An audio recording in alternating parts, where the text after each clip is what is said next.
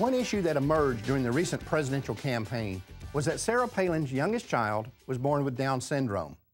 Governor Palin made no secret of the fact that both she and her husband were fully aware of this situation during her pregnancy and simply chose not to have their baby killed. On Life Talk, we talked about the fact that some pro-choice bloggers went ballistic over this, calling Palin irresponsible and even immoral for allowing such a child to be born. Although these are the very same liberals who always promote themselves as compassionate and inclusive, their attacks against the Palin family made it seem like people with Down syndrome are unsightly monsters who must be destroyed if the planet is to survive. But something else related to this issue happened right before the election. Gene Stallings, a former assistant coach for the Dallas Cowboys, who also led the University of Alabama to a perfect season and a national championship, lost his son.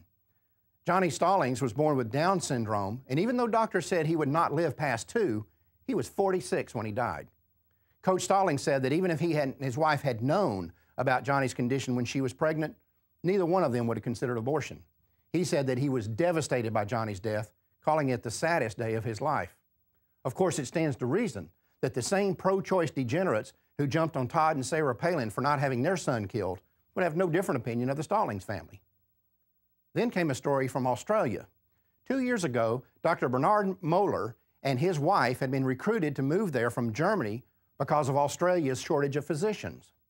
But when the family recently applied for permanent residency, the government denied their application, saying that because their son has Down syndrome, he was, quote, likely to result in a significant and ongoing cost to the Australian community, unquote. And as outrageous as this is, we can't really be afforded to be too hard on the Australians. After all, in the United States right now, over 90% of children diagnosed with Down syndrome are executed in the womb. In the end, maybe the question we need to be asking is this: what does God think about a world in which families like the Palins and the Stallings and the Moellers are the ones who are ostracized and considered irresponsible?